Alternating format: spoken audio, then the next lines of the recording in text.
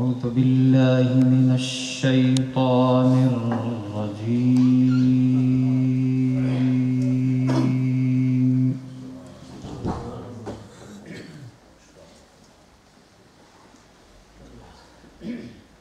بسم الله الرحمن الرحيم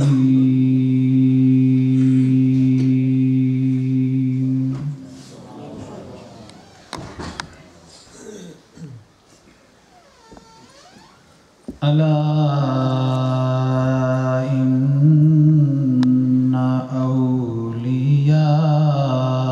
أولياء الله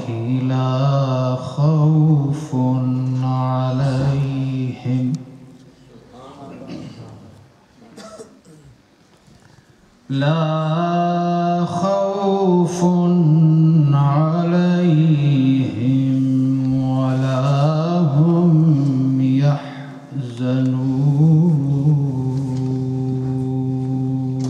يحزنون ألا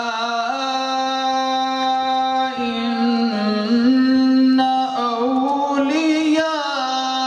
أولياء الله لا خوف عليهم ولا هم يحزنون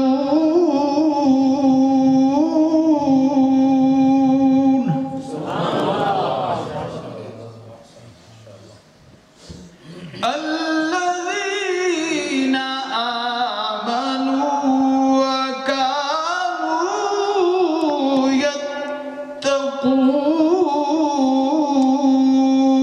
يتقون لهم البشرى في الحياة الدنيا وفي الآخرة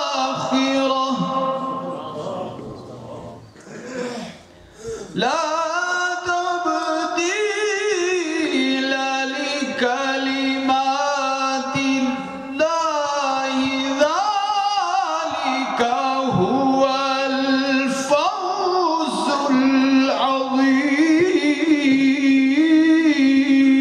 العظيم ولا يحزنك قولهم إن العزة لله جميعا هو السميع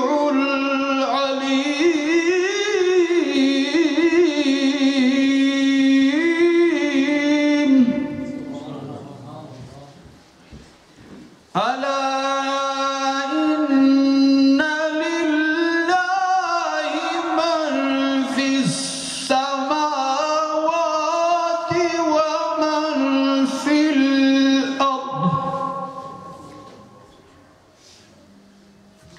وما يتبع الذين يدعون من دون الله شركاء إن يتبعون إلا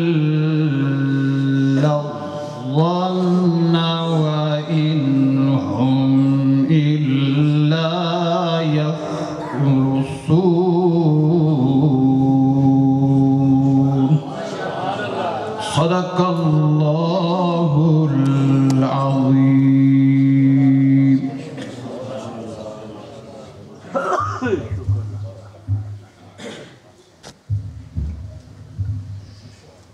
ماشاءاللہ جزاک اللہ تلاوت کلام پاک کے بعد اب بولٹن سے تشریف لائے حسن رضا آتے ہیں اور نعت رسول مقبول پیش کرتے ہیں حسن رضا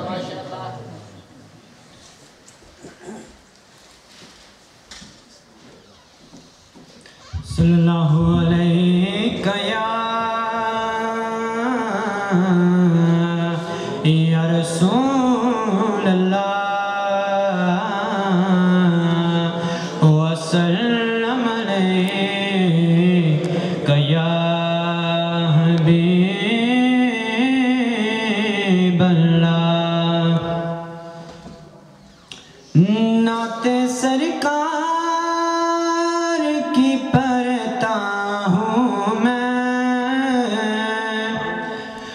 اسی بات سے گر میں میری رحمت ہوگی نعت سرکار کی پڑھتا ہوں میں بس اسی بات ایسے گر میں میری رحمت ہوگی ایک تیرا نام وسیلہ ہے میرا رنج و غم میں بھی اسی نام سے راحت ہوگی اور یہ سنا ہے کہ بہت گور اندھیری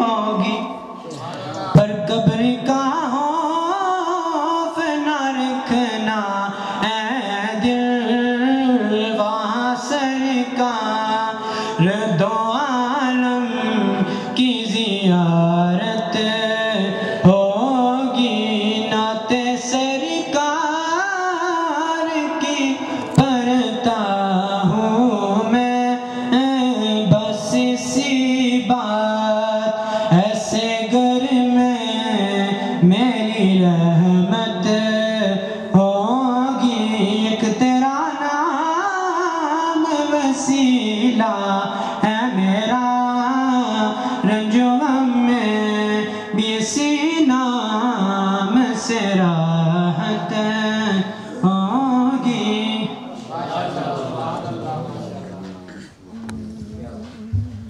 ماشاءاللہ جزاک اللہ. اب میں خلیفہ مجاز حاجی صابر صاحب سے گزارش کروں گا آئیں نعت رسول مقبول سنائیں.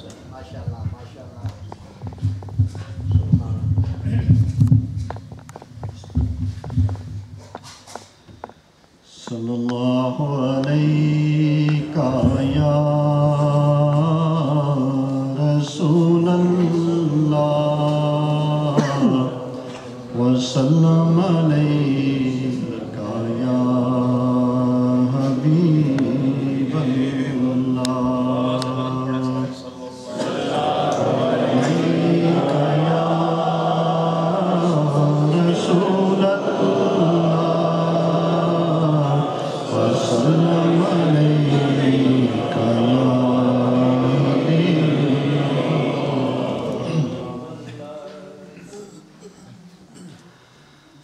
ساقیا ہر قدم پر تیری خیر ہو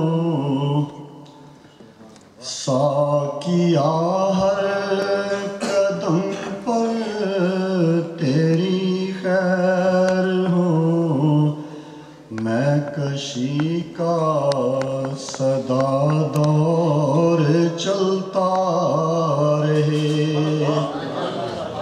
تیری نظر کرم سے رہے واسطہ مست گرنے سے پہلے سنبھلتا رہے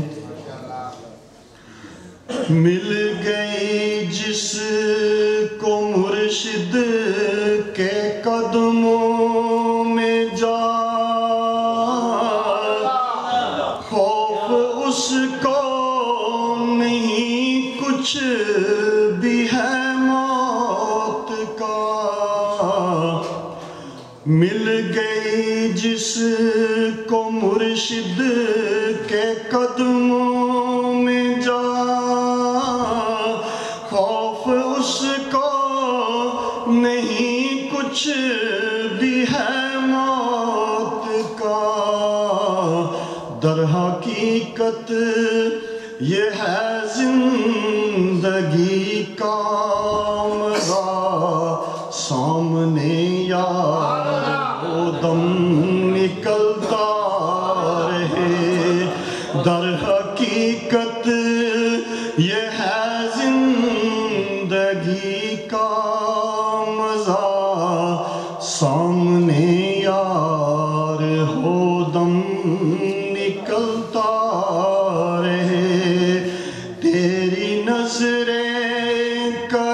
سے رہے واسطہ، مست گرنے سے پہلے سنبھلتا رہے،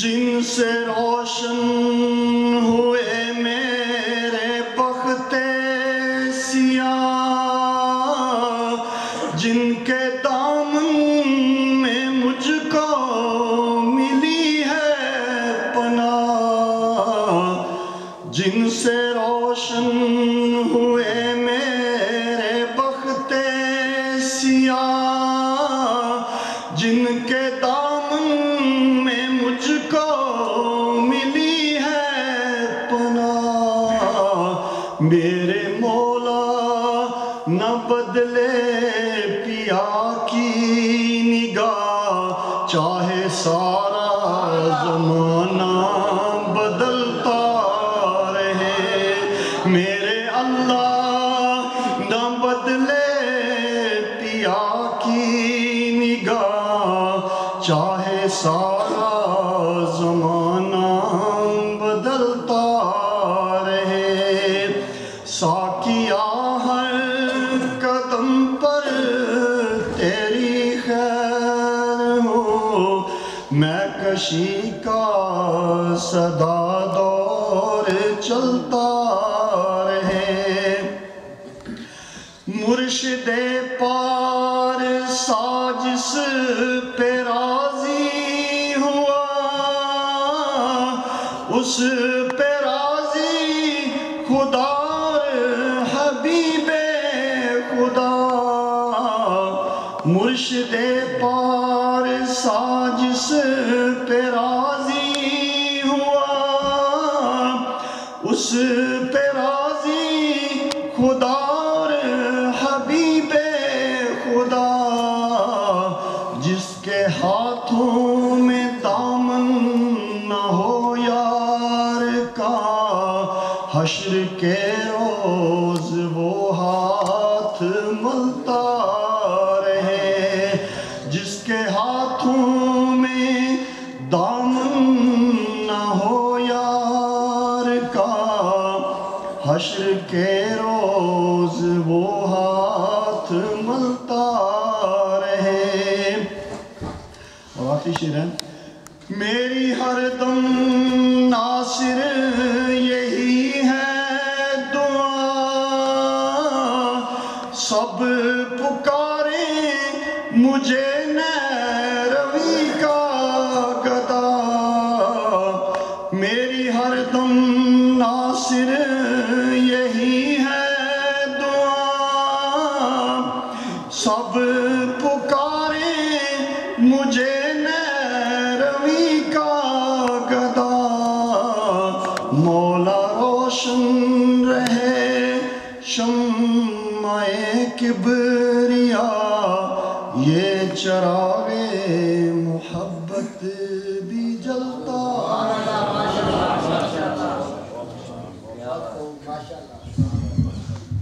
ماشاءاللہ، جزاک اللہ۔ اب میں گزارش کروں گا حاجی کرامت حسین کرامت، اور آئیں اور اپنے انداز میں جو پیش کرنا چاہیں حاجی کرامت حسین کرامت۔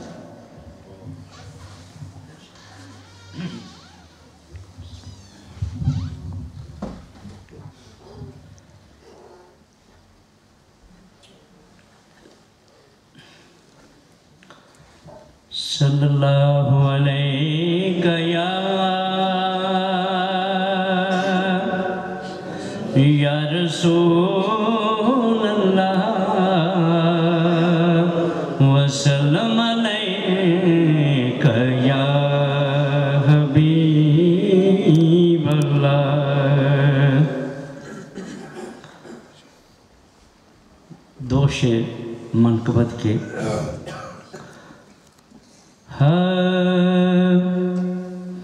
لے یارمی والے دانام کے ڈوبے ہوئی تر جائیں گے، لے یارمی والے دانام کے ڈوبے ہوئی تر جائیں گے، تو مرشد پکڑ وسیلہ رب دے گھر جائیں جائیں گے تو مرشد پکڑ وسیلہ تا رب دے گھر جائیں گے لے یارمی والدہ نام کے ڈوبیوں ہی تر جائیں گے اے ویلا وقت بھی آ کے سکھ دی مر جائیں گے لے یارمی والدہ نام کے ڈوبیوں ہی تر جائیں گے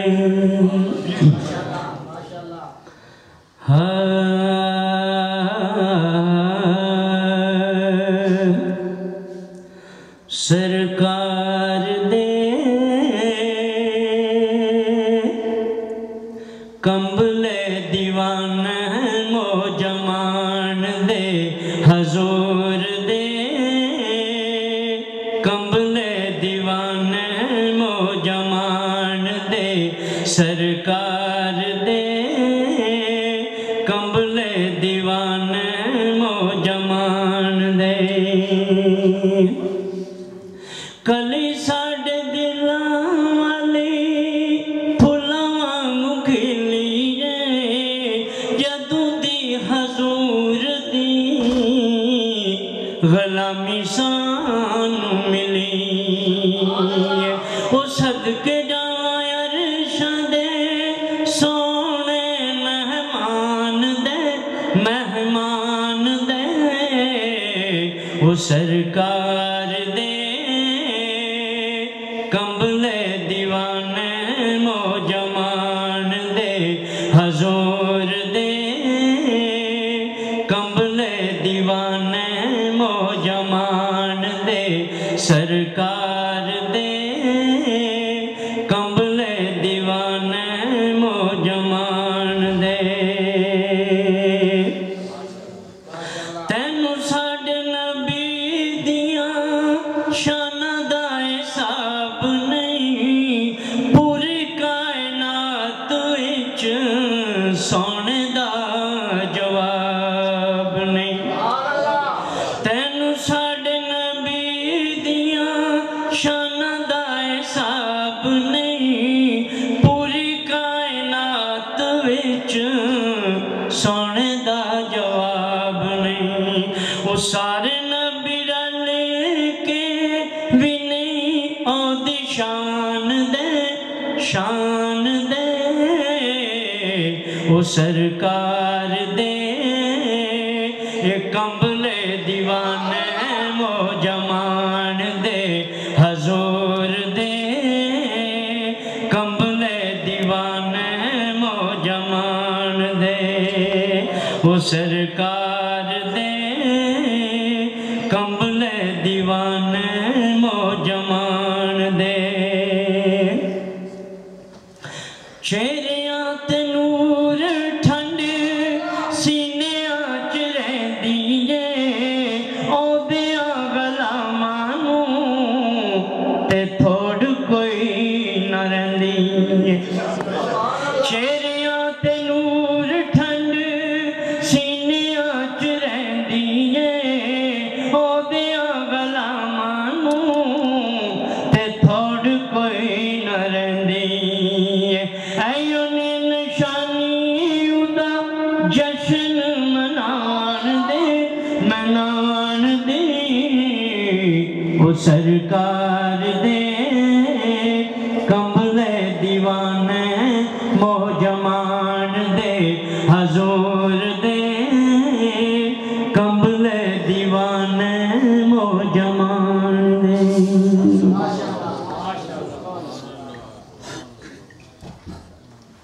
ماشاءاللہ جزاک اللہ اب بولٹن سے تشریف لائے ہوئے محمد حمزہ سے گزارش کروں گا آئے نعت رسول مقبول سنائیں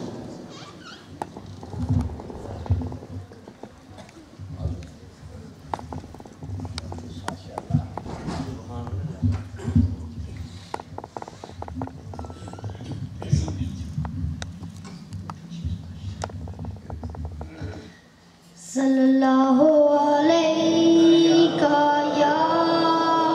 یا رسول اللہ وسلم علیہ یا حبیب اللہ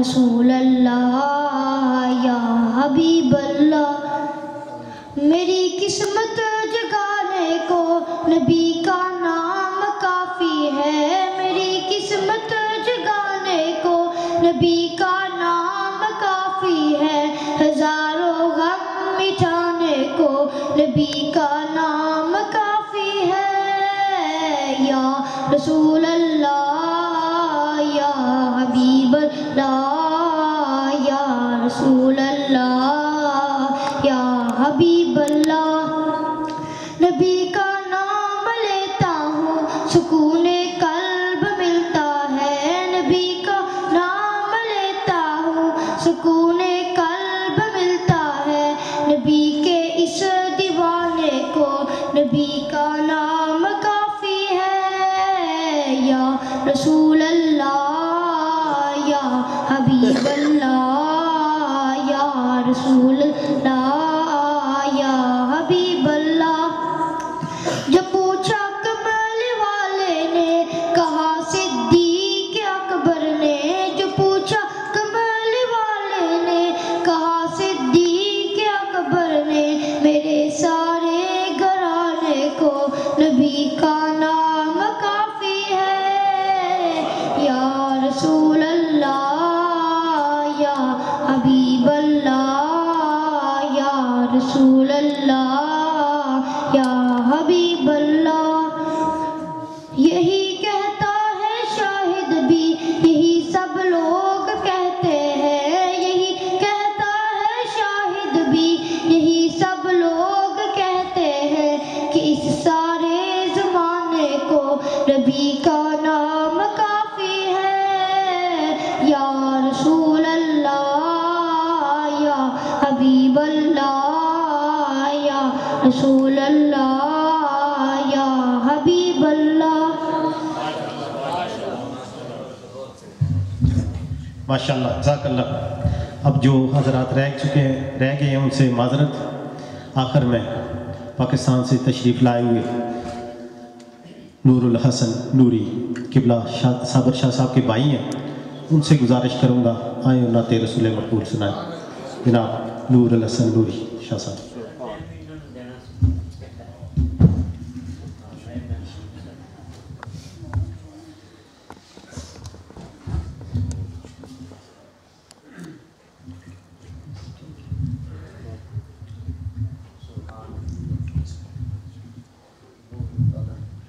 سامعین کرام میری انتہائی خوشبختی ہے کہ مجھے اس بارگاہ کی دوسری بار حاضری نصیب ہوئی ہے یہ اللہ کے محبوبوں کی بارگاہ ہے اللہ کے ولیوں کی بارگاہ ہے اور اس بارگاہ میں یہاں سے آقا نامدار صلی اللہ تعالی علیہ وسلم کی بارگاہ بے کسبنا میں مجھے مدحت سرائی کا موقع مل رہا ہے تو درود پاک محبت سے صرف آپ کا ساتھ چاہتا ہوں صلی اللہ علیہ یا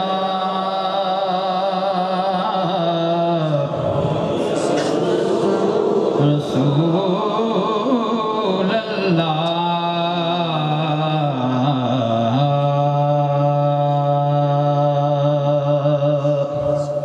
وسلم علیک یا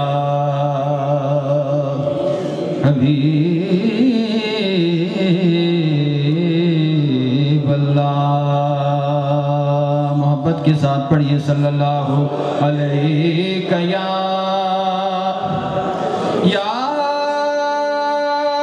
رسول اللہ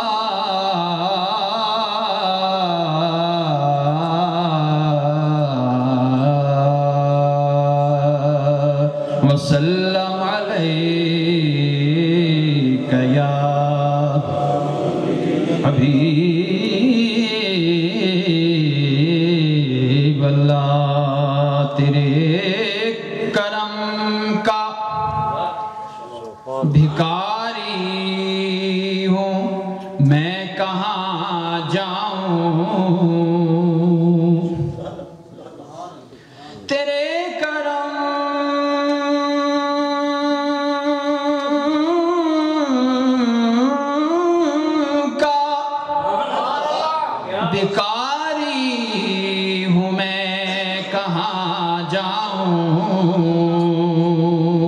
حضور مجھ پہ عنایت کا در کھلا رکھنا،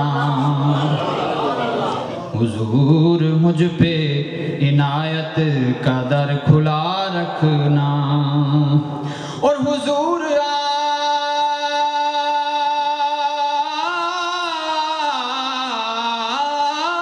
آئیں گے، میرے حضور آئیں گے،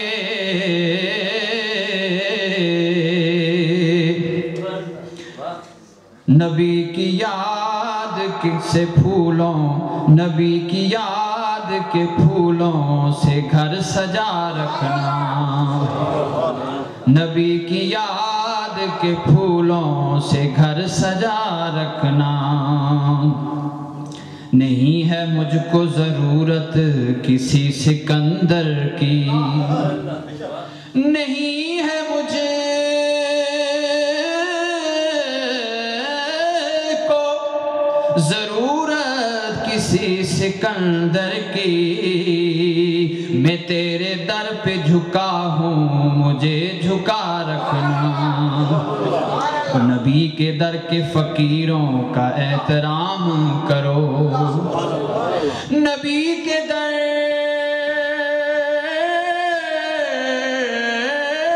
کے فقیروں کا احترام کرو، ادب دلوں میں نبی کے غلام کا رکھنا، پڑھیے صلی اللہ علیہ یا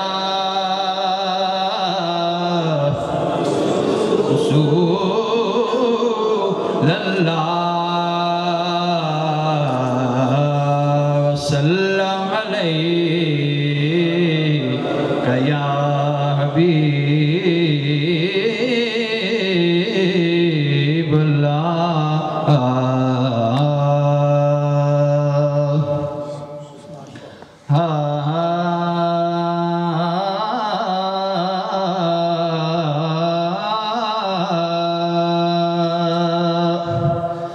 میرے لجپال کے جو چاہنے والے ہوں گے، میرے لجپال کے جو چاہنے والے ہوں گے، میرے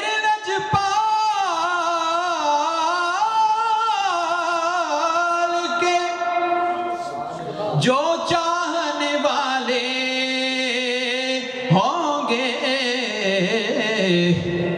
ان کی قبروں میں اجالے ہی اجالے ہوں گے، ان کی قبروں میں اجالے ہی اجالے ہوں گے، میرے لجپال کے جو چاہنے والے، لجپال پریت نو توڑ دے نہیں، جدی باں پھڑ لین انہوں چھوڑ دے نہیں، میرے لجپال کے جو چاہنے والے ہوں گے، ان کی قبروں میں اجالے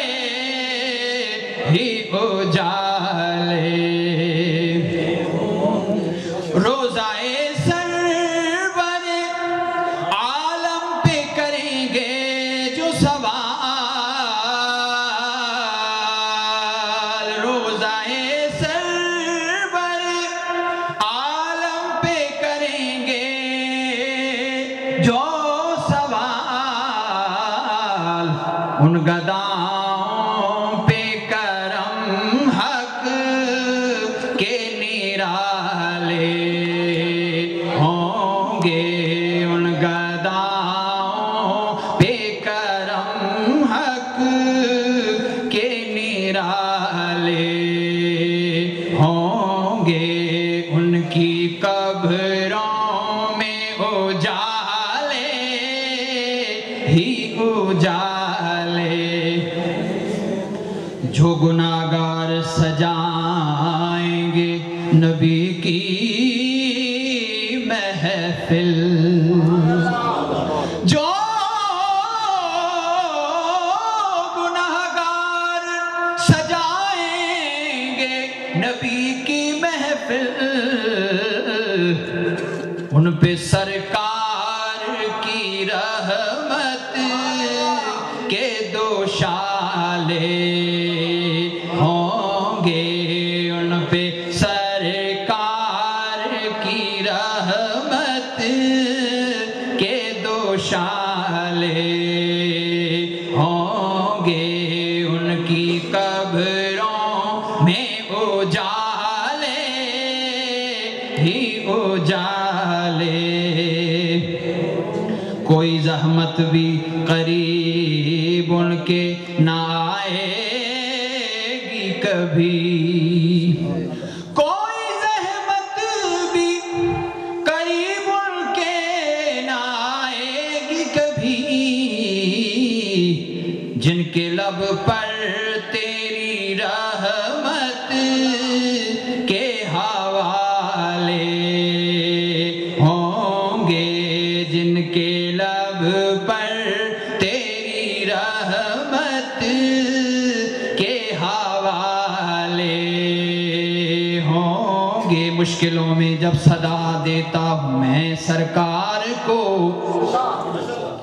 مشکلوں میں جب صدا دیتا ہوں میں سرکار کو، تو صدا آتی ہے گھبراتا ہے کیوں آتا ہوں میں، جن کے لب پر تیری رحمت کے حوالے ہوں گے، ان کی قبروں میں اجالے ہی اجالے ہوں گے، رحمت حق ہمیں دوزخ میں نہ گرنے دے گی، رحمت حق ہمیں دوزخ میں نہ گرنے دے گی، ہم گناہگاروں کو سرکار سنبھالے ہوں گے، ہم گناہگاروں کو سرکار سنبھالے ہوں گے، تیرے دربار سے خالی نہ کبھی لوٹیں گے، تیرے دربار سے خالی نہ کبھی لوٹیں گے، جن کے ہاتھوں میں تیرے نام کے پیالے ہوں گے، جن کے ہاتھوں میں تیرے نام کے پیالے، یوتی کا رب کا داس تساں فتردہ تھی پوری آس اساں، لجپال کرے سی پاس اساں، وشفات و شفاعت سے ہی پڑیاں، جن کے ہاتھوں میں تیرے نام کے پیالے ہوں گے، میرے لجپال کے جو چاہنے والے ہوں گے، ان کی قبروں میں اجالے ہی اجالے ہوں گے،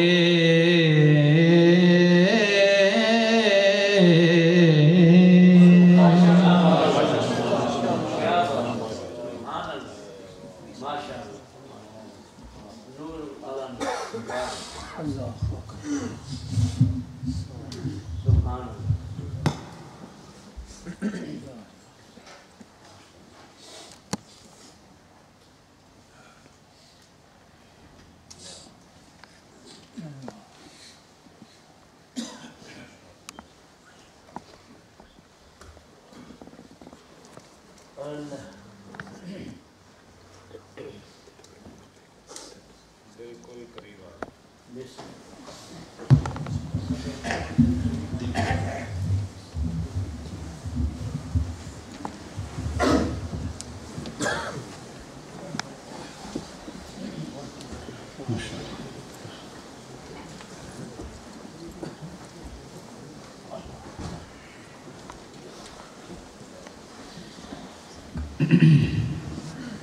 ماشاء اللہ.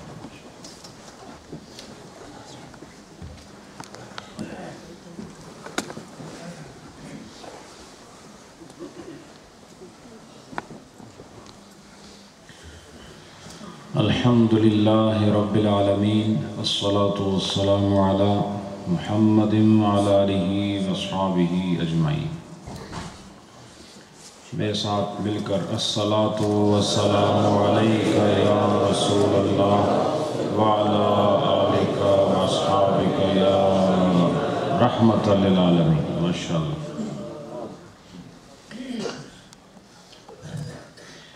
آج کی ہماری یہ مجلس ہفتہ وار ذکر پاک کی محفل آج جس عنوان کے تحت یہ چل رہی ہے وہ 11ویں شریف کا عنوان ہے.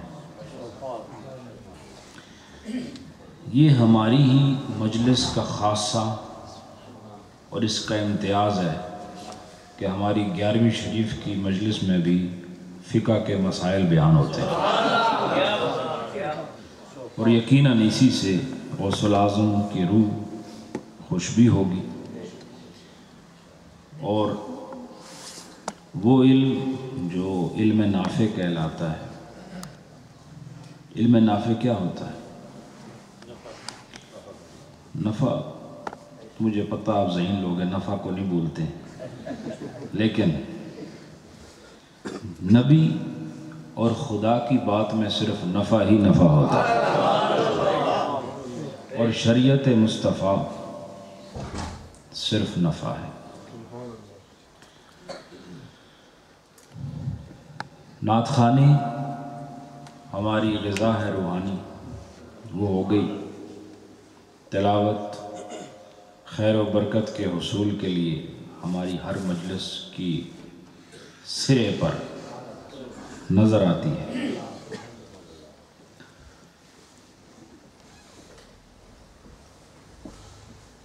وہ بھی ایک صاحبان کمال کا خاصہ ہے کہ تلاوت بھی کریں، تلاوت کر کے اللہ کا کلام پڑھیں، نعت پڑھ کے نبی کی شان بیان کریں.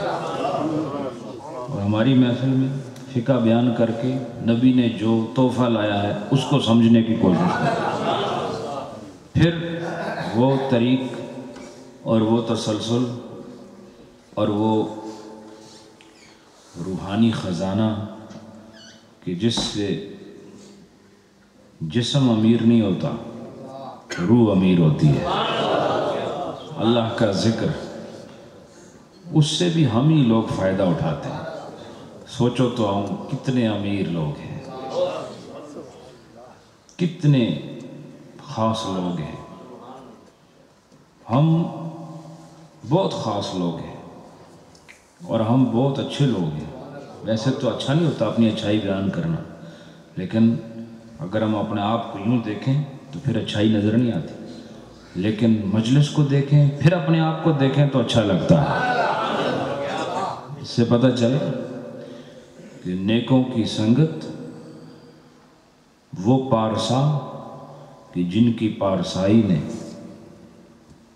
ناپاکی کو پاکی میں تبدیل کیا، نفرتوں کو محبت کا رنگ دیا، پستیوں کو بلندیوں میں تبدیل کر دیا اور گناہگار کو سجدے میں گرا دیا. ان لوگوں کے نام سے جو مجلس قائم ہو ان کی برکتیں مجلس والوں پر بھی برس جاتی ہیں.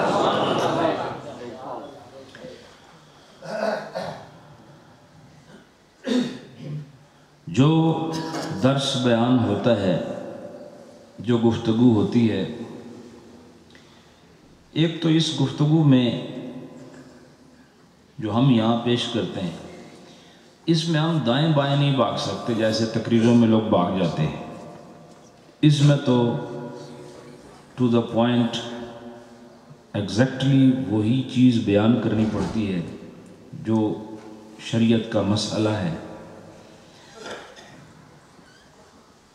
تو جس چیز میں آدمی اپنی بات نہ کر سکے اور حرف بحرف حقائق کو نقل کرتا ہوا لوگوں کی حق کی جانب بڑھا رہا ہو، اس کلام کی قبولیت میں کوئی شک نہیں ہوتا ہے۔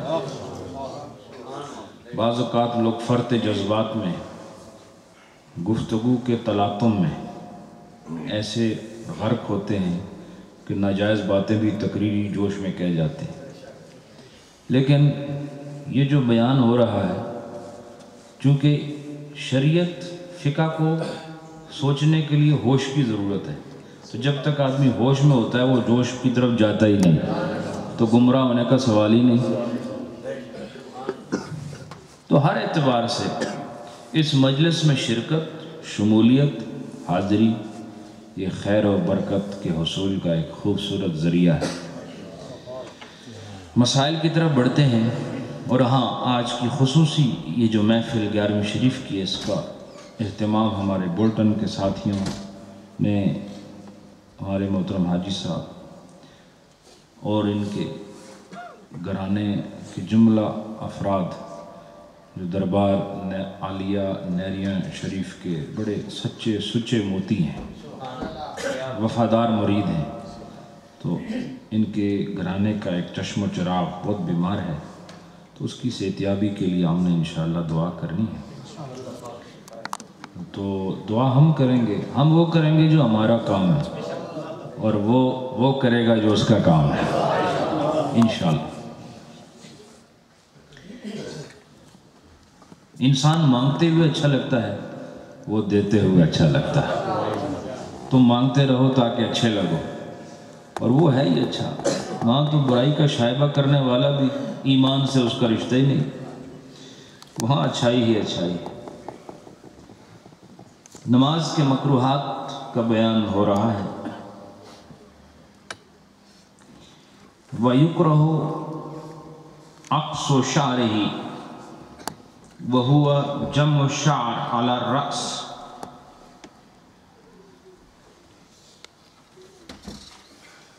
فرماتے ہیں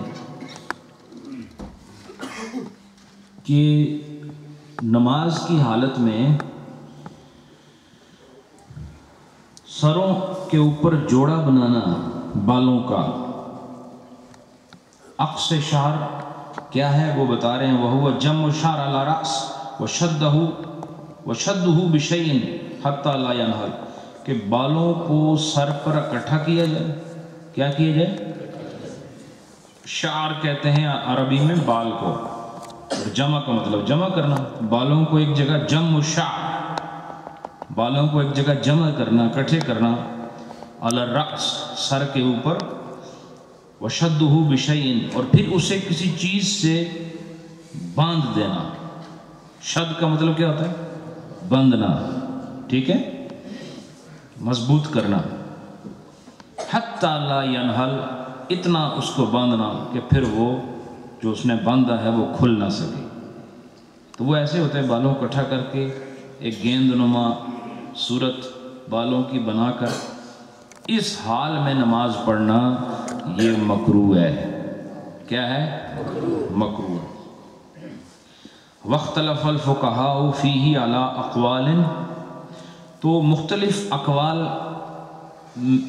کے مطابق اس میں اختلاف ہے علماء کا کہ یہ جو عقص و شعر ہے، یعنی بالوں کا عقص کرنا، عین قاف اور صاد عقص ہے، یہ عین قاف اور سین نہیں ہے، بلکہ یہ عین اور قاف بھی دو نقطیہ ہے، وہ دوسرے عقص میں قاف پہ کش والا ہوتا ہے، پھر اس میں صاد ہے، اس میں سین ہے، تو عین قاف اور صاد عقص، اس کا مطلب کیا ہے؟ ایک تو یہ جو ابھی بتا دیا، دوسرا علماء کا اختلاف ہے کہ وہ کیا کیا ہو سکتا ہے۔ فقیلہ، اس میں ایک یہ قول کیا گیا ہے، ان یجمعہ وسط رأسہ ثم یشدہ، کہا کہ وہ اس کا مطلب یہ ہے کہ بالوں کو بالکل سر کے وسط میں، یہ اوپر ہے نا وسط، وسط کیا ہوتا ہے؟ درمیان، تو بالکل درمیان میں بالوں کو اکٹھا کیا جائے، پھر ان کو باندھ دیا جائے، تو یہ کہتے ہیں عقص الشعر ہے بعض علماء کے نزدیک۔ وقیلہ، اور ایک قول یہ کیا گیا ہے، ان یلف زوائبہ حول رأسہ، کہ کوئی آدمی نے بالوں کی چوٹیاں بنائی ہوں یا زلفیں، اور وہ زلفوں کو چوٹیوں کو وہ سر کے ارد گرد جو ہے نا لپیٹ دے، بالوں کو کیا کرے؟ سر کے ارد گرد لپیٹ دے، کما یفعلہ النساء، جیسے کہ عورتیں کرتی ہیں، جیسے کہ عورتیں کرتی ہیں، تو پھر یہ کیا ہے؟ یہ عکس شعر ہے۔ وقیلہ، اور ایک قول، تیسرا قول آ رہا ہے، وقیلہ ان یجمعہ من قبل القفا ویمسکہ بخیط او خرقہ، یہ کہتے ہیں کہ پیچھے کی طرف سے، یعنی یہ جو آپ کی گردن ہے نا، اس جانب سے بالوں کو جمع کرنا، کیا کرنا؟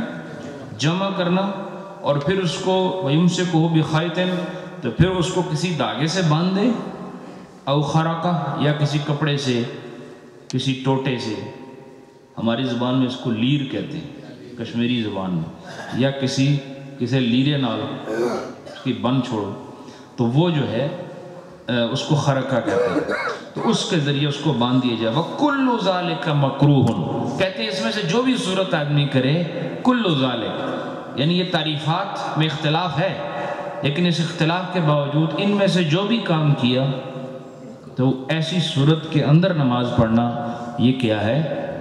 مکروہ ہے۔ وَيُكْرَهُ أَن يَدَعَ يَدَهُ عَلَى خَاصِرَتِهِ، اور کہتے ہیں یہ مکروہ ہے کہ نماز کی حالت میں اپنے ہاتھوں کو اپنے پہلوؤں پر رکھے، اپنے جوانب پہ رکھے، ایسے، یہ دیکھو ایسے حالت نماز میں یہ ہاتھ ایسے رکھنا، دیکھ لو میرا ہاتھ، نماز کی حالت میں ادھر رکھنا، یا تھوڑا سا اور پیچھے کر لیں ہاتھ، ایسے پیچھے رکھنا، یا ادھر یہ سائڈ ہے نا، تو یہ حالت نماز میں ایسا کرنا کیا ہے؟ مثلا آپ دیکھیں کہ آدمی نماز پڑھ رہا ہے، ہاتھ ایک ہاتھ ادھر رکھا ہوا ہے، ایسا ممکن ہے نا؟ تو ایسی حالت میں نماز پڑھنا کیا ہے؟ مکروہ ہے۔ آپ نے ہاتھوں کو سائڈ پہ نہیں رکھنا، ٹھیک ہے؟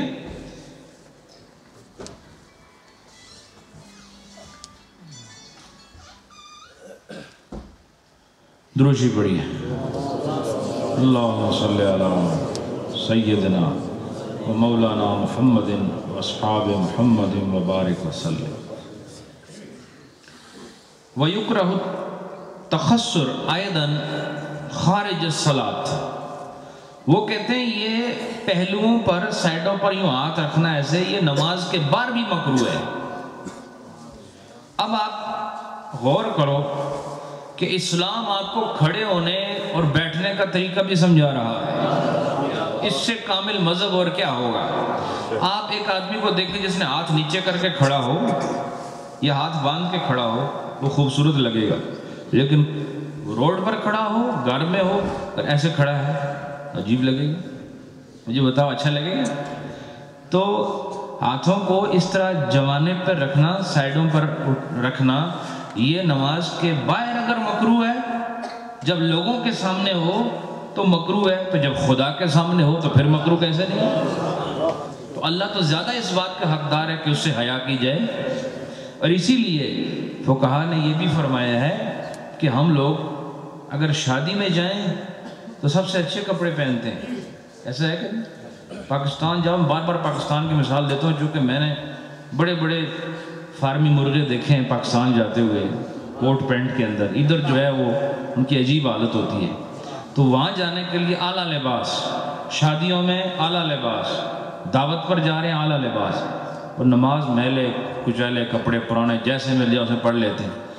تو ہم یہ درویشوں کا مسئلہ بتا رہا ہوں اب آپ کو، اب آپ کو میں صوفیاء کا مسئلہ بتا رہا ہوں۔ وہ مخلوق کے سامنے اگر میلے کپڑوں میں چلے جائیں تو ان کو حیا نہیں آتی، لیکن خالق کے سامنے اگر اس حال میں جائیں تو ان کو حیا محسوس ہوتی۔ وہ کہتے ہیں سب سے زیادہ حقدار کہ جس سے حیا کی جائے سارے عالم میں وہ اللہ کی ذات ہے، اس لیے نماز پڑھو تو جو سب سے اچھا لباس ہے اس میں نماز پڑھو، کیونکہ خدا کے سامنے بیٹھے ہو، اللہ کے سامنے آ جائے۔ لیکن ہم نماز جیسے کپڑے بھی ہوں تو پڑھ لیتے ہیں، لیکن شادی میں ہم ایسے ایسے کپڑے نہیں پہنتے، اور اس میں فائدہ بھی دوسرے کا ہی ہوتا ہے، آپ کا تو نہیں ہوتا نا، اس میں آپ کا ہی فائدہ ہے۔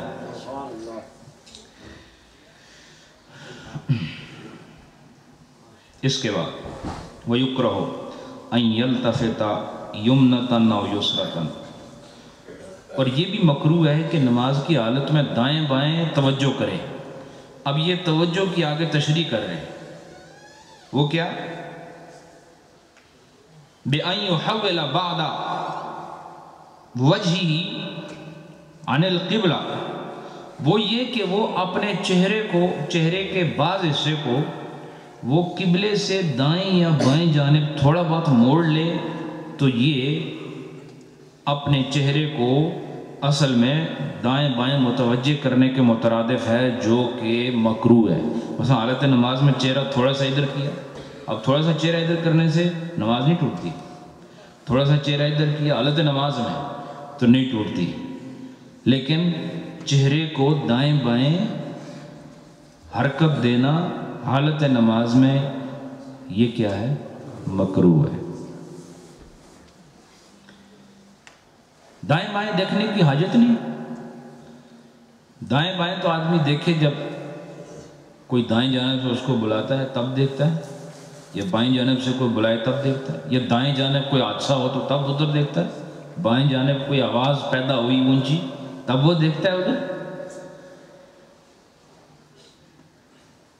لیکن یہ عام حالات کی بات کر رہا ہوں، یا کسی جگہ کوئی انسان تفریح کے لیے گیا وہ اونچے مقامات پر سرسبز و شاداب علاقے میں، وہ دائیں بھی دیکھ رہا ہے بائیں بھی، آیا اسی کام کے لیے، یہاں دائیں بائیں دیکھنے کے لیے نہیں آیا، یہاں وہ سیدھا ہونے کے لیے آیا ہے، بالکل سیدھا ہونے کے لیے آیا۔ یہاں اس نے اپنی روح کو بھی سیدھا رکھنا ہے، اپنے تن کو بھی سیدھا رکھنا ہے۔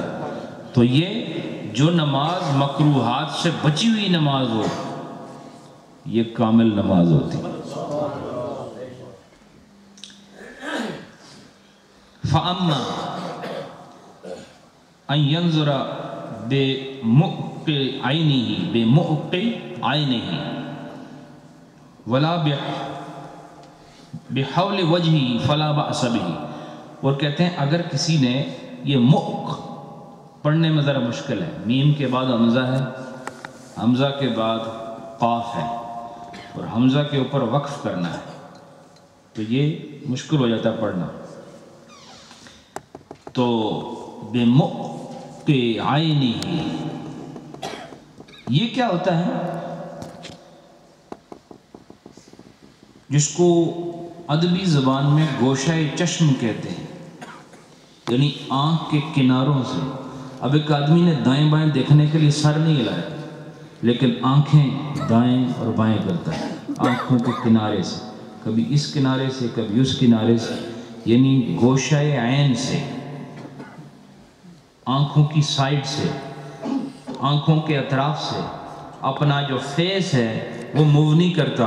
لیکن آپ نے دیکھا نا بعض لوگ دیکھنے کے لیے نماز میں ایسے کر رہے ہوتے ہیں، ان کو ڈر لگا ہوتا ہے کہ گردن نہیں موڑنی، تو دیکھنا تو ضرور ہے، تو ایسے ہی کر کے دیکھنا، ادھر آنکھیں اس طرف کر کے دیکھنا شروع ہو جاتی ہیں، پھر اس طرف دیکھنا شروع ہو جاتی ہیں۔ یہ ہوتا ہے مؤق عین، کہ انسان اطراف عین، اطراف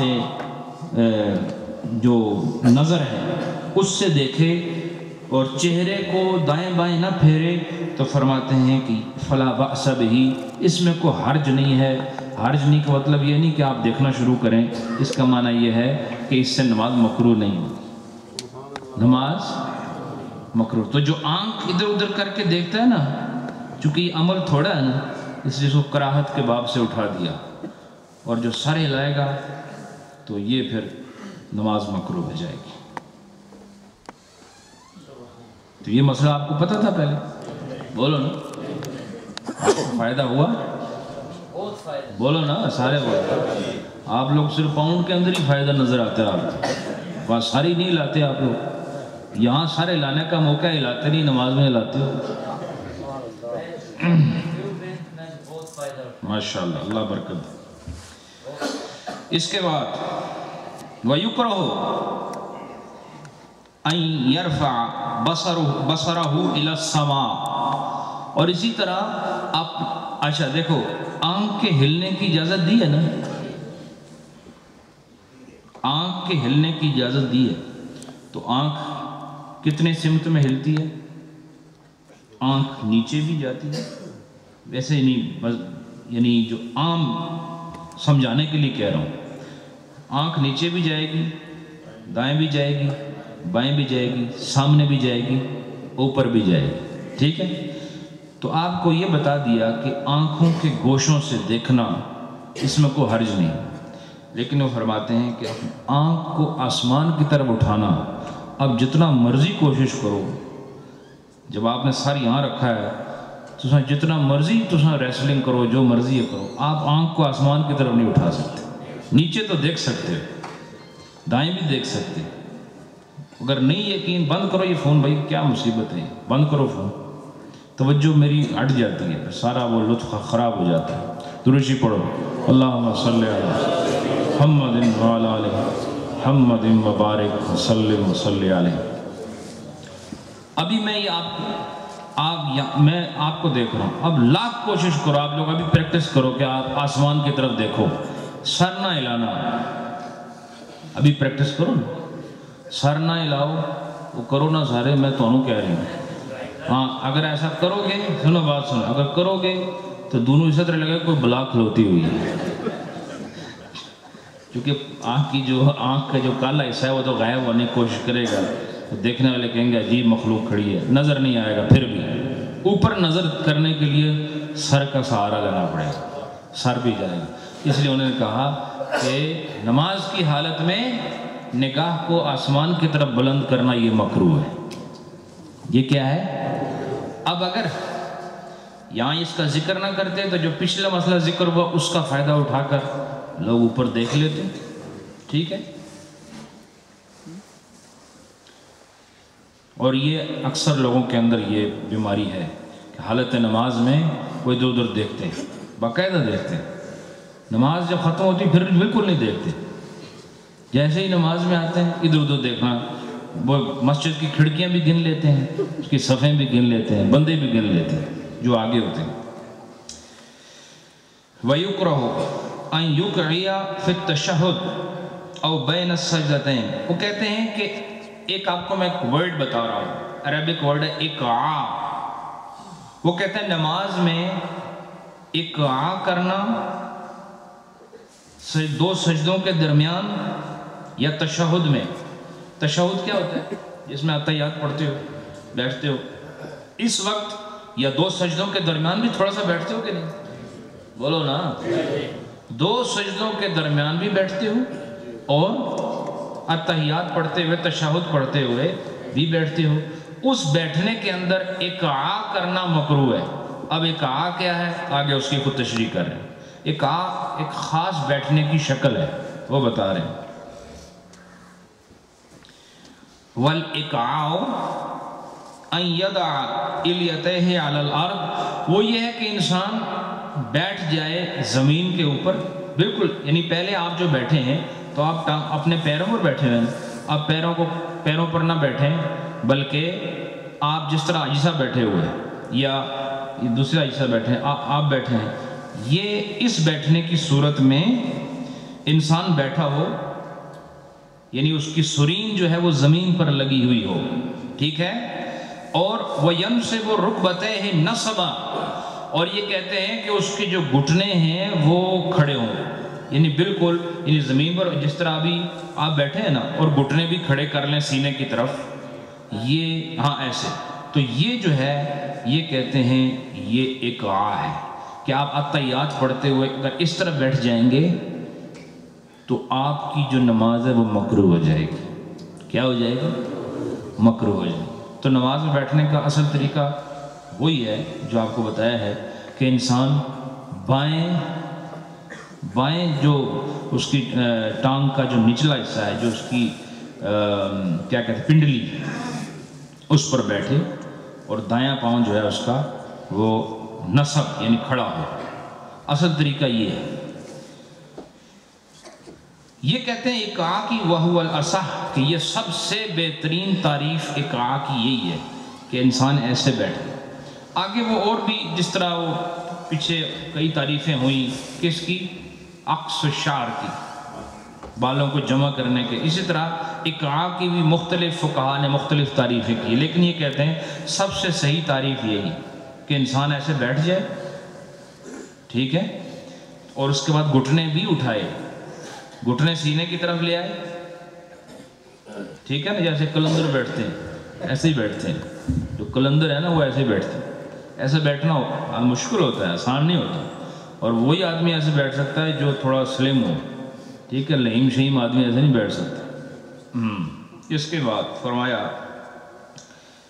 ایک اور کہتے ہیں کہ وَالْإِقْعَاءُ أَنْ يَقْعُدَ عَلَىٰ عَقِبَيْهِ وَقِيلَ عَلَىٰ أَطْرَافِ أَصَابِعِهِ وَقِيلَ أَنْ يَجْمَعَ رُكْبَتَيْهِ إِلَىٰ صَدْرِهِ. اچھا یہ کہتے ہیں اقعاء کی ایک تعریف یہ بھی ہے کہ انسان جو ہے اپنی ایڑیوں کے اوپر بیٹھ جائے. کس طرح؟ ایڑیوں کے اوپر بیٹھ جائے یا اپنی انگلیوں کے اطراف پر بیٹھ جائے. وَقِيلَ أَنْ يَجْمَعَ رُكْبَتَيْهِ إِلَىٰ صَدْرِهِ. اور ایک یہ فرماتے ہیں کہ کسی طرح بھی بیٹھے، چاہے وہ اس کا جسم زمین پر لگا ہو، یعنی پاؤں کے بل اور اس کے جو گھٹنے ہیں وہ سینے کی طرف لگے ہوئے ہوں، اس طرح بیٹھنا بھی اقعاء ہے. اور ایک صورت وَقِيلَ هَٰذَا وَيَعْتَمِدُ بِيَدَيْهِ عَلَى الْأَرْضِ کہ وہ ایسے بیٹھے کہ دونوں یعنی وہ زمین پر بیٹھے اور بیٹھ کر گھٹنے تو اس کے ہوں سینے کی طرف اور دونوں ہاتھوں پر وہ آگے ٹیک لگا دے. دونوں ہاتھوں پر کیا کرے؟ ٹیک لگا دے. اب یہ شکل جو ہے آپ خود اس کو سوچتے رہنا کیسے ہوگی. تو یہ فرماتے ہیں یہ تمام وَهُوَ الْأَشْبَهُ بِإِقْعَاءِ الْقَلْبِ کہا کہ یہ ایسا بیٹھنا جو ہوتا ہے یہ کتے کے بیٹھنے کے ساتھ مشابہ ہے. یہ جو آخری جو آپ کو صورت بتائی کہ گھٹنے انسان کے سینے سے لگے ہوں اور اپنے اگلے دونوں ہاتھ کہاں ہوں؟ آگے زمین پر اس نے ٹیکے ہوئے ہوں. تو یہ صورت جو ہے یہ کتے کے مشابہ یہاں لکھا ہوا ہے. تو فرمایا وَكُلُّ ذَلِكَ مَكْرُوهٌ یہ جتنی صورتیں بیان ہوئیں یہ ساری کی ساری مکروہ ہیں. حالت نماز میں اس طرح بیٹھنا مکروہ ہے. وَيُكْرَهُ رَدُّ السَّلَامِ بِيَدِهِ اور کہا اسی طرح ہاتھ کے ذریعے سے سلام کا جواب دینا بھی مکروہ ہے. مثلا کوئی السلام علیکم تسی اس طرح کرو، اس طرح ہے جی، ہاتھ کے ذریعے سے اس کو آپ نے جواب دیا تو یہ کیا ہوگا؟ تو اگر ہاتھ سے دیا مکروہ ہوگا، اور اگر زبان سے دیا تو پھر تو کوئی مسئلہ نہیں ہے نا، بولو نا ہے جی. اگر آپ نماز پڑھ رہے ہیں اور کوئی آ کے عاجزہ کہتا ہے السلام علیکم تو آپ نے ہاتھ سے جواب نہیں دینا، تو آپ نے منہ سے کہنا ہے وعلیکم السلام، بولو نا. یہ مسئلہ پٹھا کر چھوڑا سی باہر. اگر منہ سے جواب دے گا تو نماز ہی ٹوٹ جائے گی. ہاتھ سے جواب دے دیا تو ٹوٹے گی نہیں، مکروہ ہوگی. لیکن اگر اس نے آواز کا جواب آواز سے دیا پھر کیا ہوگا؟ فاسد ہو جائے گی. یا دوسرا آدمی آواز بھی نہیں نکالتا، وہ قریب آ کے ایسے کرتا ہے نا وعلیکم السلام، تبھی ٹوٹ جائے گی. اس لیے کہ نماز میں صرف آپ نے اللہ سے بات کرنی ہے اور وہ کسی سے بات نہیں کرنی.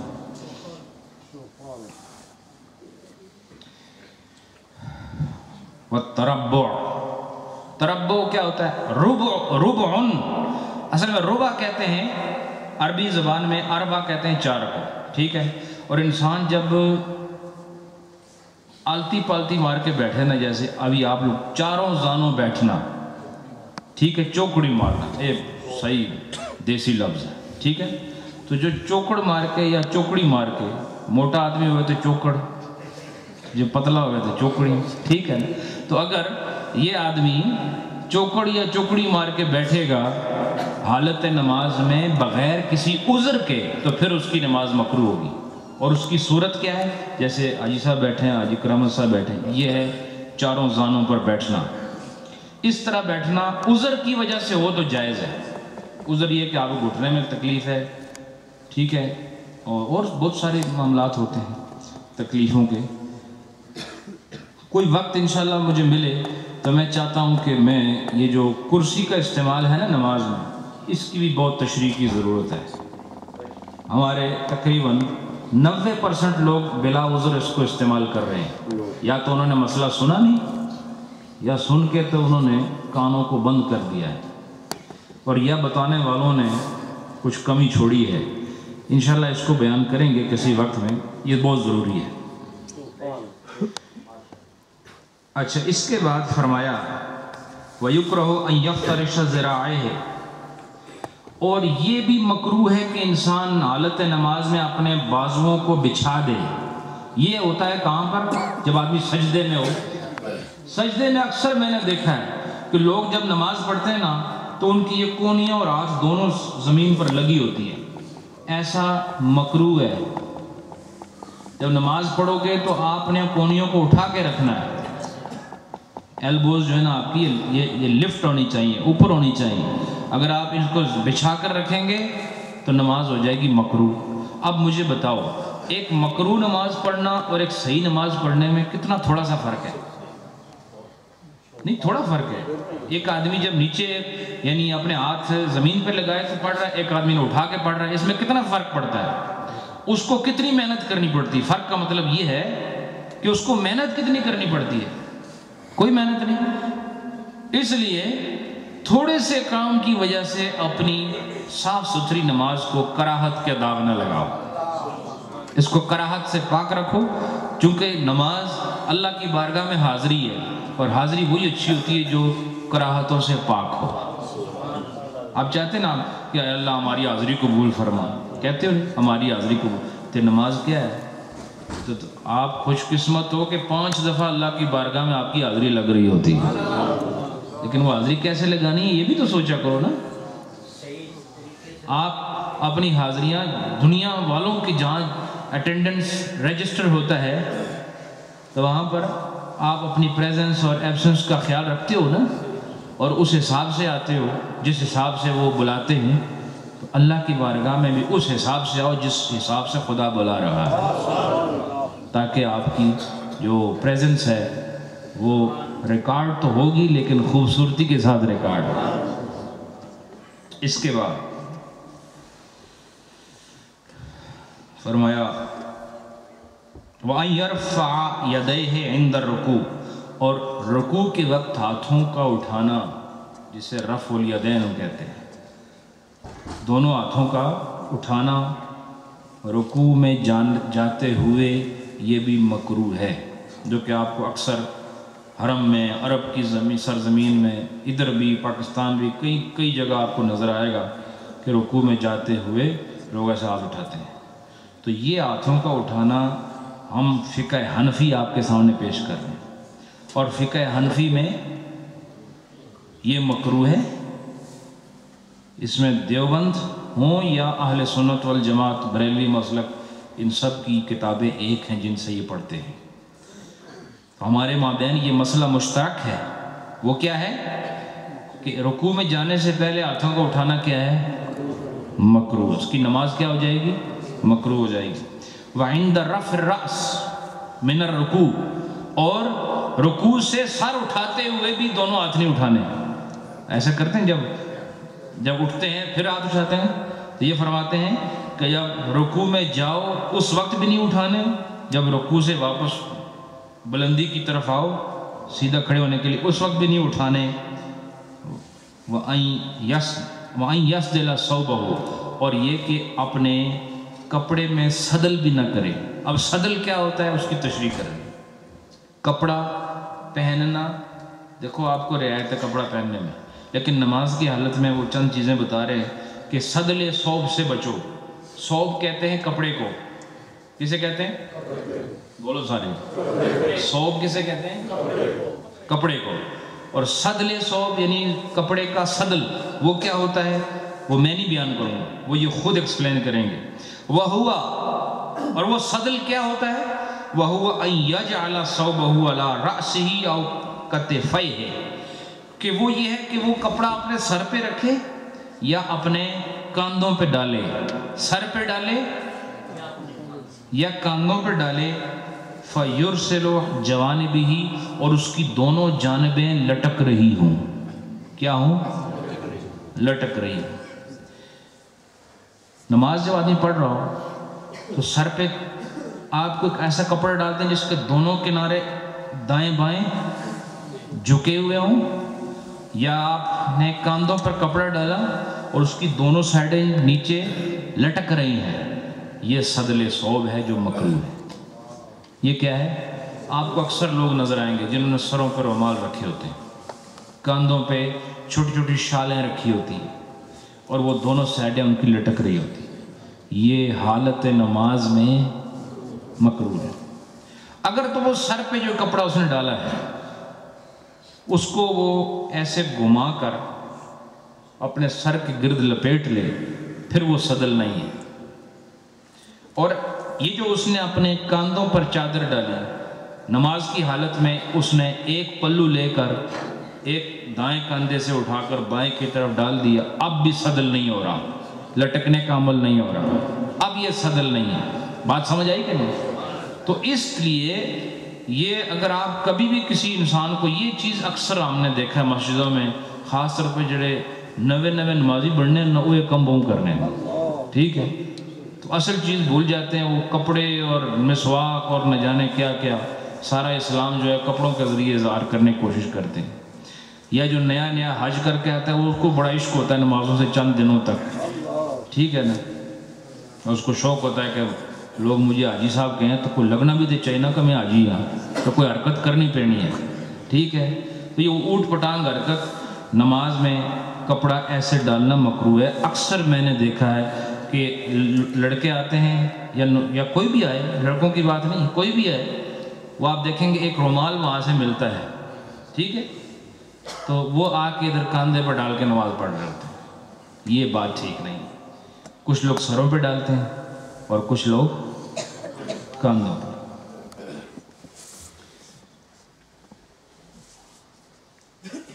اب اس مسئلے کے مطابق یہ جو مسئلہ ہے تو یہ تو وہاں پر عرب کی زمین میں جو وہاں نماز پڑھا رہے ہوتے ہیں، مصلی پر ہوتے ہیں، ان کے سر پر ایسا رومال ہوتا ہے، جو کعبے کا امام ہے اس کے سر پر ایسا رومال ہے اور وہ لٹک رہا ہے، ٹھیک ہے نا۔ لیکن یہ تھوڑا مسئلہ ہے، اس میں نماز مکروہ ہوتی ہے، اس میں نماز کیا ہوتی ہے؟ ہمارا جو اختلاف ہے نا وہ یہ مکروہات کی وجہ سے نہیں، اصل دین کی وجہ سے ہے۔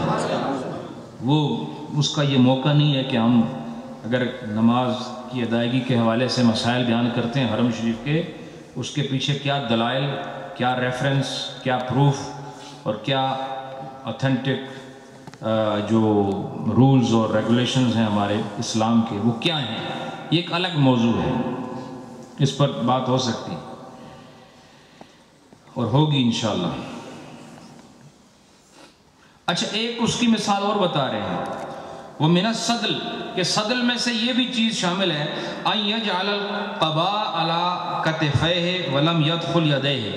آپ نے دیکھا ہوگا اکثر لوگ یہ لمبا جو جبہ ہوتا ہے جو آگے سے کھلا ہوتا ہے اس کے بازو کی جگہ بھی ہوتی ہے، یہ عرب کے لوگ زیادہ پہنتے ہیں، تو وہ ایسے صرف کاندھوں پہ ڈال لیتے ہیں لیکن ہاتھ اس کی آستینوں میں نہیں ڈالتے، وہ کہتے ہیں یہ بھی صدل ہے، یہ سے نماز پڑھنا بھی کیا ہے؟ مکروہ ہے۔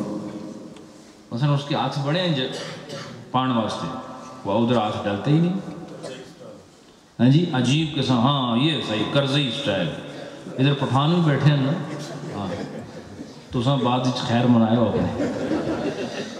اچھا، تو یہ بتایا بالکل وہ حامد کرزئی جو ہے وہ ایسا ہی، اس نے وہ قبا جو ہے نا ادھر ڈال لی رکھی ہوتی ہے، تو وہ میرے خیال ہے آندھی طوفان میں باہر جاتے ہی نہیں، رہتے ہی کمرے کے اندر ہے، اس لیے اس کو پرواہ نہیں۔ اس حالت میں نماز پڑھنا کہ آپ کے جو بازو والی جگہ ہے وہ اس میں آپ نے بازو نہیں داخل کیے، اور صرف وہ جو آپ کا جو لانگ ڈریس ہے صرف آپ نے اس کو ہینگ کیا ہوا ہے اپنے شولڈرز پر، تو پھر یہ نماز کیا ہے؟ مکروہ۔ یہ صدل ہے، کیا ہے؟ اور صدل کیا ہوتا ہے؟ مکروہ ہوتا ہے۔ صدل بھی مکروہ ہوتا ہے، تو جڑا آسانہ صدر ہے وہ بھی مکروہ ہوتا ہے، ٹھیک، یہ سارے ہی مکروہ ہیں۔ فرمایا سواء کانا تحت ہی قمیص اولا، کہتے ہیں کہ یہ بات برابر ہے، چاہے اس نے وہ جو لمبی جو قمیص قبا ہے اس کے نیچے کچھ اور اس نے پہنا ہوا ہو یا نہ پہنا ہوا، جو اس طرح نماز پڑھے گا.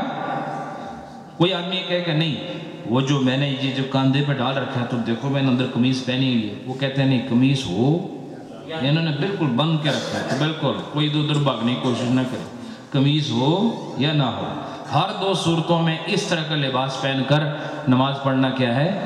مکروہ ہے. اچھا اسی طرح کا ایک اور لباس ہے، وہ کیا ہے؟ وہ المصلی اذا کان لابس شقۃ او فرجی ولم يدخل يديه في الكمين. اسی طرح کا ایک اور لباس ہے جس کو کمہ کہتے ہیں، یعنی شقہ کہتے ہیں. کیا کہتے ہیں؟ شقہ. اور وہ ایسا لباس ہوتا ہے جو جس کا اگلا یا پچھلا حصہ جو ہے نا وہ کھلا ہوا ہوتا ہے، یعنی اوپر سے شاید بند ہو لیکن نیچے وہ کھلا ہو، شق ہو اس میں، اس لیے شقہ کہتے ہیں. شق کسے کہتے ہیں؟ دراڑ کو. عربی زبان میں اگر یہ شق کاف دو نقطیہ سے ہو تو پھر مطلب کیا ہے؟ عربی کا لفظ ہے، دیکھو فرق میں بتا رہا ہوں. کاف دو نقطیہ سے ہو تو مطلب شق کا کیا ہے؟ دراڑ، جس سے آپ شق القمر کہتے ہیں. کہتے ہو کہ نہیں؟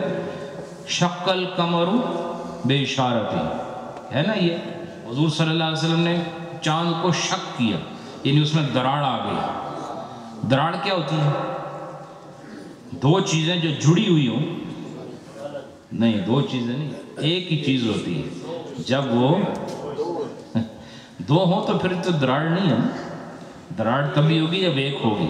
جی ہاں، جب ایک چیز کے دو ٹکڑے ہو جائیں، یا دو ٹکڑے تو نہ ہوں، جڑے ہوئے ہوں لیکن درمیان میں کریک آ جائے. انگلش میں کریک، عربی میں شق، کاف دو نقطیہ کے ساتھ. اور جس لباس میں یہ شق ہو اس کو شقہ، ٹھیک ہے، یعنی کھلا ہوا ہو تو پھر، اور اس کے وہ نہ ڈالے ہاتھ اس میں. اور فرجی بھی ایسا کہ کھلا ہوا لباس، اسی سے ملتا جلتا لباس ہے. یہ سب ایک قسم کے لباس ہیں.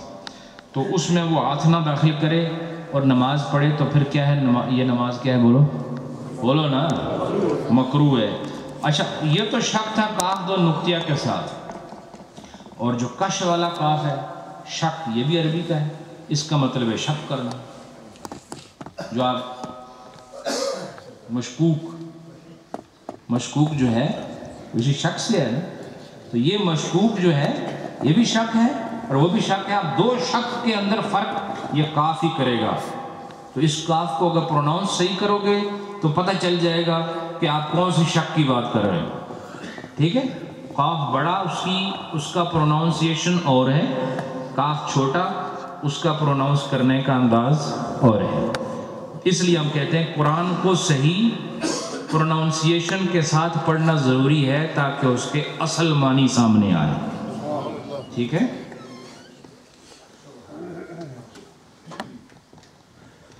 اچھا، اختلاف المتاخرون والمختار انہ لا یکرہ، کہتے ہیں کہ بعد والوں نے، اچھا یہ جو اس طرح کا لباس ہے اس میں نماز پڑھنے کے اندر بعض کا قول یہ بھی ہے کہ یہ مکروہ نہیں ہے. کیا قول ہے؟ مکروہ نہیں ہے. لیکن جو صحیح مسئلہ ہے وہ یہی ہے کہ ایسا لباس جس کی آستینیں ہوں، کیا آستینیں ہوں، اور اس میں وہ ہاتھ نہ داخل کرے، ایسے بس لٹکا دے یا سدلے سو دے، اس لیے اس کی نماز کیا ہوگی؟ مکروہ ہوگی. اختلف المشائخ فی کراہت السدل خارج الصلاۃ وصحح فی القنیہ فی باب الکراہت انہ لا یکرہ. وہ یہ کہتے ہیں کہ جس طرح ایک ہم نے مسئلہ پہلے بتایا تھا کہ ہاتھوں کو سائڈوں پہ رکھنا نماز کے باہر بھی مکروہ ہے، نماز کے اندر. آیا اس طرح کا کپڑا اس طرح پہن کر نماز کے بعد، یعنی نماز میں نہیں پہنا لیکن نماز کے بعد اس طرح کا لباس پہن کر چلنا پھرنا یہ مکروہ ہے کہ نہیں؟ تو وہ کہتے ہیں مکروہ نہیں. صرف یہ مکروہ کب ہے؟ جب آدمی نماز کی حالت میں ہو، اس حالت میں وہ اس طرح کپڑا نہ پہنے. وَتُكْرِهُ الصَّلَاةَ حَاسِرًا رَأْسَهُ إِذَا كَانَ يَجِدُ الْعِمَامَ. وَقَدْ فَعَلَ ذَلِكَ تَقَاسُلًا أَوْ تَهَاوُنًا بِالصَّلَاةِ، وہ کہتے ہیں کہ ایک آدمی نے نماز میں سستی کی وجہ سے، نماز میں سستی کی وجہ سے، اور اس کو بس آسان بات سمجھ کر کسی آدمی نے امامے کے ہوتے ہوئے، ٹوپی کے ہوتے ہوئے ننگے سر نماز پڑھی سستی کی وجہ سے، اور یا نیری آسانی سمجھتے ہوئے کہ کوئی گل نہیں، ٹوپی امامے کے ہوتے ہوئے اس نے ننگے سر نماز پڑھی، تو یہ نماز بھی مکروہ ہے۔ یہ نماز کیا ہے؟ کن دو صورتوں میں؟ سستی کی وجہ سے، اور یا اس کو بالکل ایک آسان سی بات سمجھتے ہوئے، معمولی سی بات سمجھتے ہوئے کہ نماز تو یعنی رکوع ہے، قیام ہے، سجدہ ہے، تو ٹوپی کی کیا ضرورت ہے؟ اب یہ تہاون ہے۔ اور تقاسل کیا ہے؟ تقاسل کیا ہے؟ تقاسل یہ ہے وہ ڈبہ اتنا دور پہ ہے ٹوپیاں والا، میں ادھر جب 10 قدم تر کے جاساں تو اتنے پڑھ لینا کوئی بات نہیں، یہ سستی ہے۔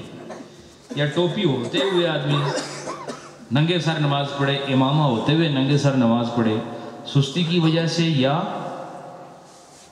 یا اس کو بہت آسان سی بات سمجھتے ہوئے، تو پھر اس کی نماز کیا ہے؟ بولو مکروہ ہے۔ آج آپ کو یہ میں فقہ حنفی کی روشنی میں بتا رہا ہوں۔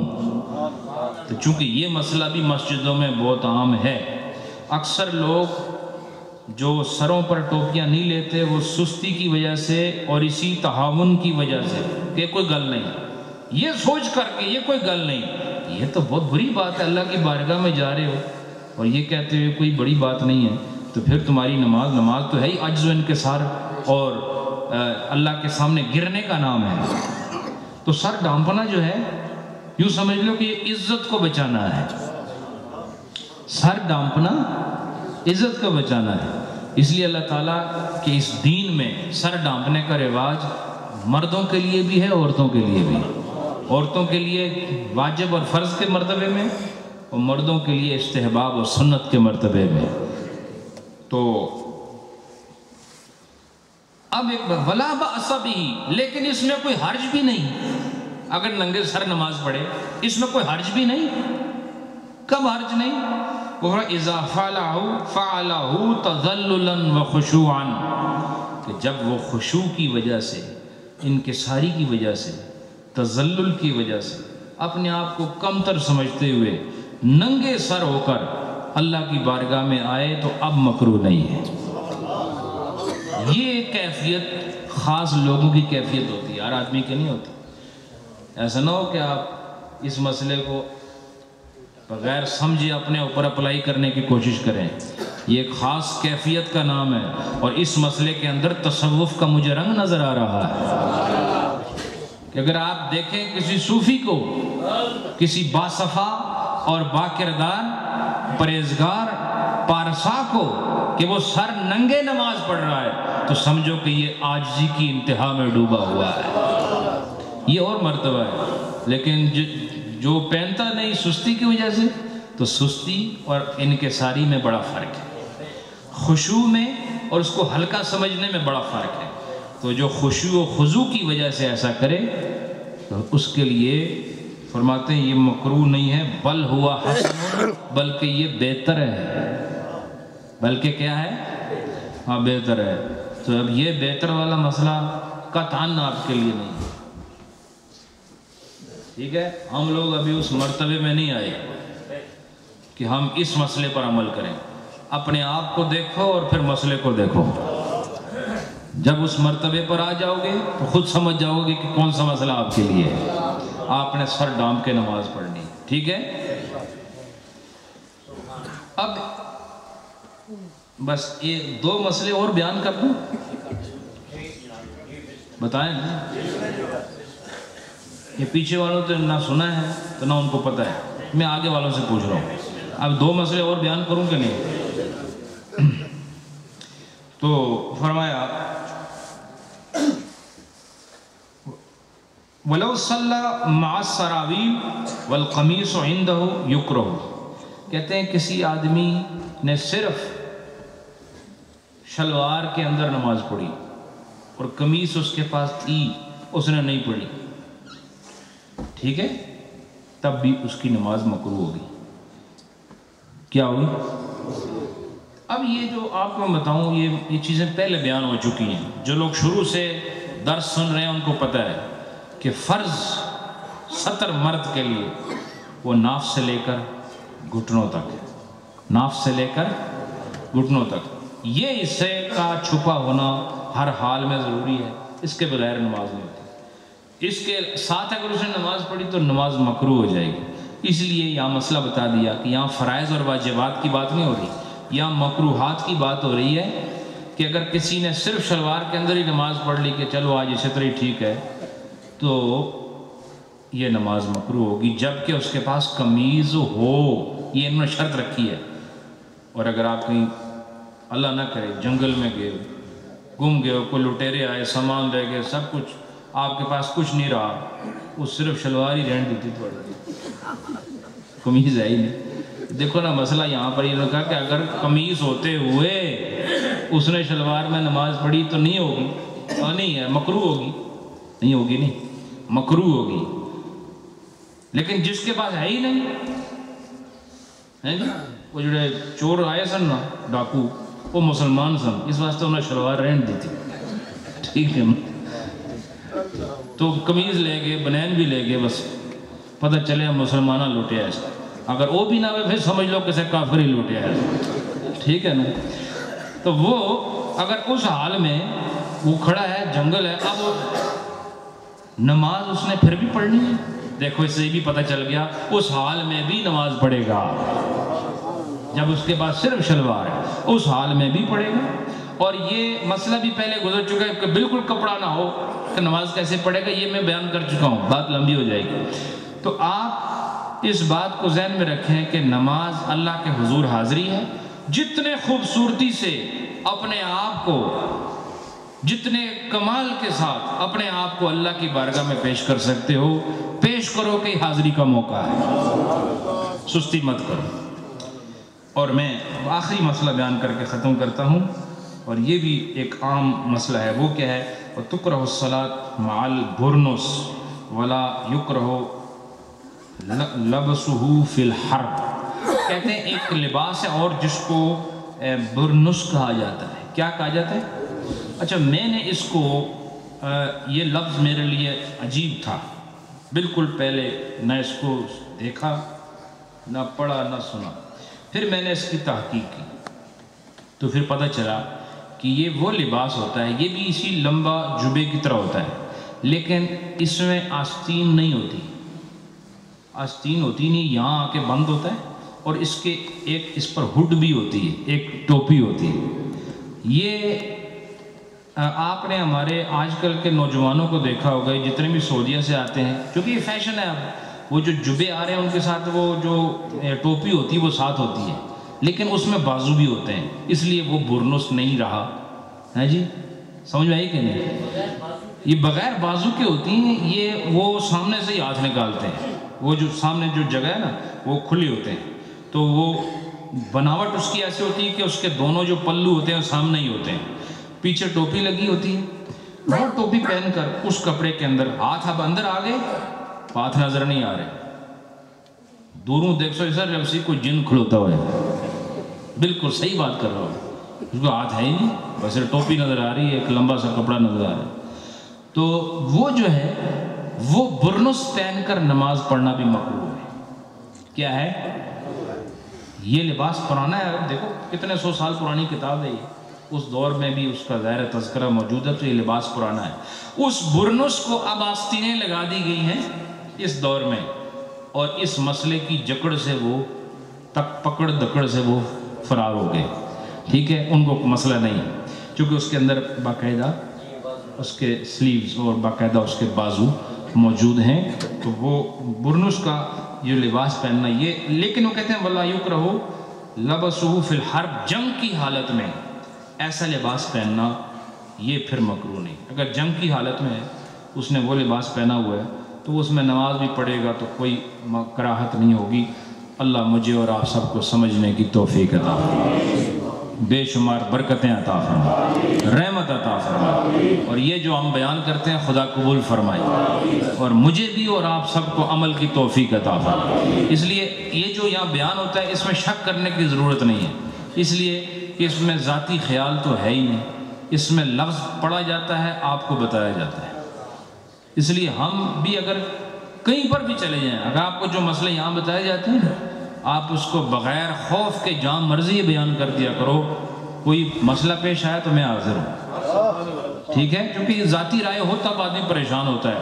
ہم اصل ٹیکسٹ اور اصل جو متن ہے وہ پڑھ کے آپ کو مسائل فقہ حنفی کی روشنی میں پیش کر رہے ہیں۔ امید ہے کہ اللہ اس کے ذریعے ہمارے اعمال کو بہتر فرمائے گا۔ ختم